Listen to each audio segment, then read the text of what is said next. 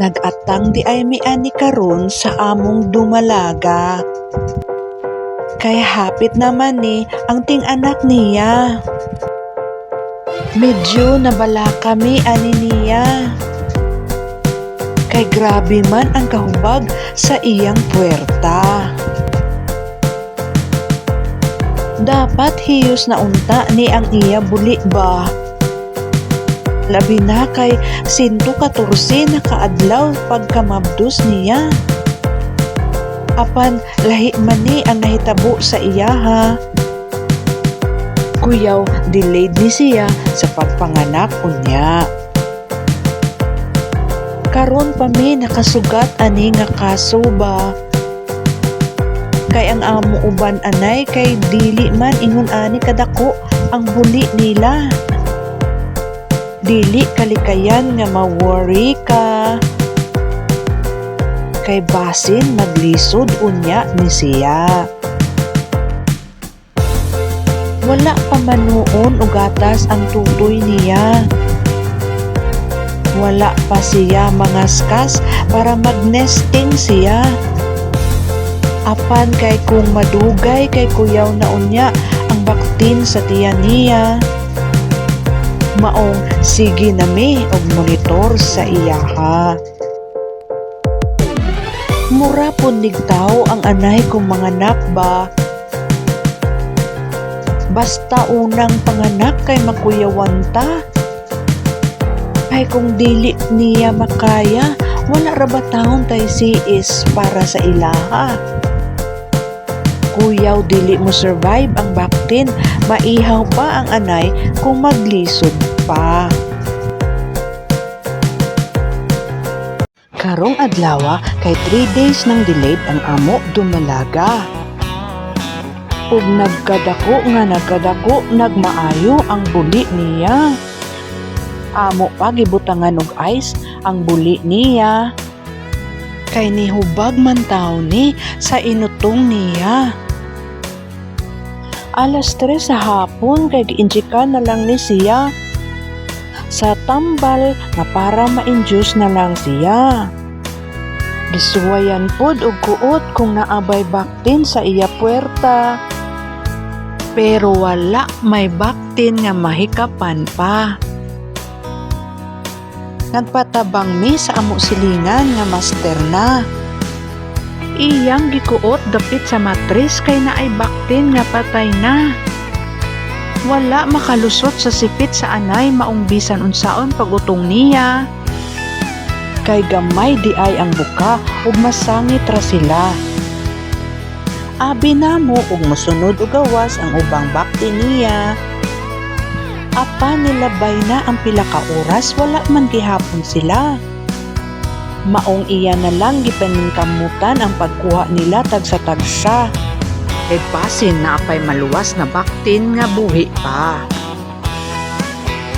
Dili gyud lalim kining buhata. Kay grabe kalawom ang matris niya. Lapas pa sa siko ang pagkuot niya. Kinahanglan pa kang mukamang aron makabot ra. Dili gud sayon ang pagkuha nila. Kay masangit ug mapiit ang imo kamot inigbira. Maong kinahanglan pa nimong ipwesto og tarong ang imong kamot aron makabot ang baktin og mabira. Nalipay taon ni siya. Tinaa pa gyud siya'y nahikapan nga buhi pa. Mao na lang gyud taon ning paagiha. Kay kung dili sila makuha, magsigi man pud butong ang inahan nila. Dili gyud lalim kining hitabua. Grabe kaayo ang amo kabalaka. Pareho manggod lisod para sa baktin o sa inahan nila. Maong mangurso na lang gyud ni siya. Maayo na lang kay bisan lisod og kapoy ning buhata. Kay naabta nami og tungang gabi nga nagtukaw niya. Grabe na pud kaayo ang kakapoy niya. Pero sige lang, kay naa pa may buhi pa. Padayon lang gyud ni siya. Halos pinakamang na gyud ning posisyon na. Dili kabayran kini eksperyensya. Basta mag-anay kay makaagi man gyud daw kaaning kasuha. Unsaon man nga dili manggud daw nato matagna. Bisan inatiman pa kani sila. Kay ato raman daw mabaw-an nga gamay ang sipit nila.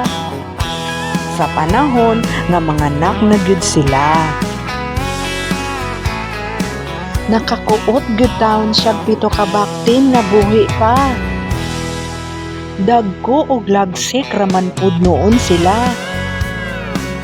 Maogurong naglisod siya pagpagawas nila. Kay dili sila masigo sa puwerta niya. Human og kuot kay magputol pa sa mga ngipon nila. Aron pwede na sila ibutang sa tapad sa inahan nila. Para dili pod masakitan ang anay inigtutoy sa iyaha. Labi na kay luya pa kaayo siya. Hinaot nga maayo ra og mohiyos ang buli aning anaya. Aron makapadayon pa siyang patutoy hangtod iniglutas nila. Hataga naman po noon siya sa tambal nga gikinahanglan niya. Hinaot kaluyan sa Ginoo nga makarecover ni siya.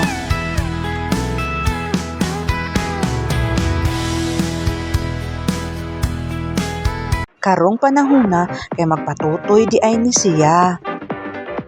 Iya baktin nga anak sa dumalaga niya.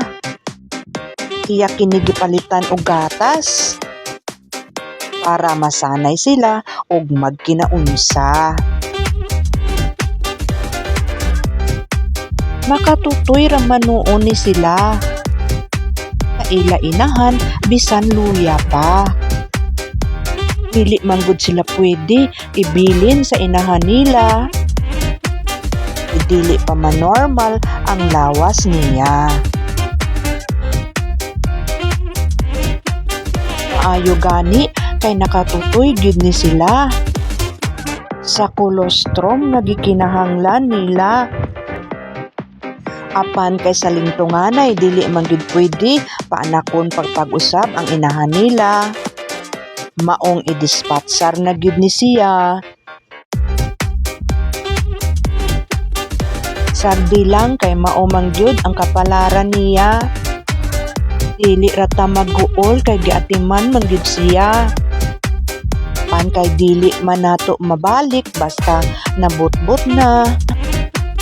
Maong bisan sakit dawato na lang gyud ning hitabua.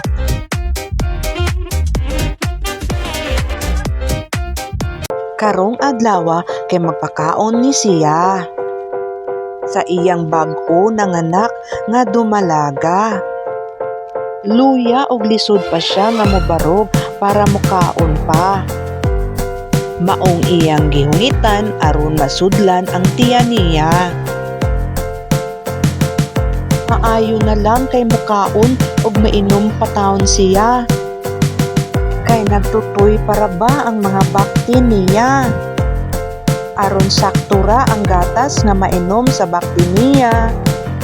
Maong kailangan nga makakaon siya. Hilabihan gyud ang pagpanggaan ni niya sa iyang anay para makarecover ra. Kay kung dili makakaon kay lisod na. Maong iya ginigi paningkamutan aron mulanat pa. Mukaon pamanuon ni siya. Hala og maghigda kay hungitan man siya. Dili lang pugson o pabarog kay mabarag pa man siya. Maong ihungit lang sa ang pagkaon niya. Karong adlaw kay na desisyonan na gyud niya. iya na lang i-let go kaning anaya. Sakit man sa dughan niya, kaysa mag-antos pa taon ni siya.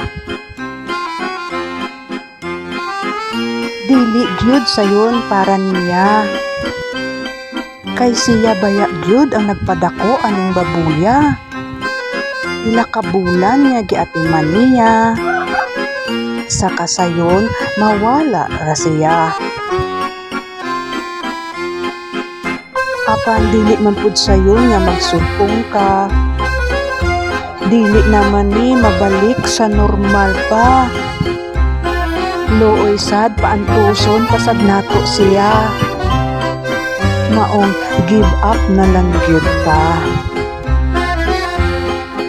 Usahay kay naaman pud rason kining hitabua, kay diri ta makat-on ug mabansay na. Makakaon lagi taglami pero maguol lagi usa ta, pero mapasalamaton gihapon ta.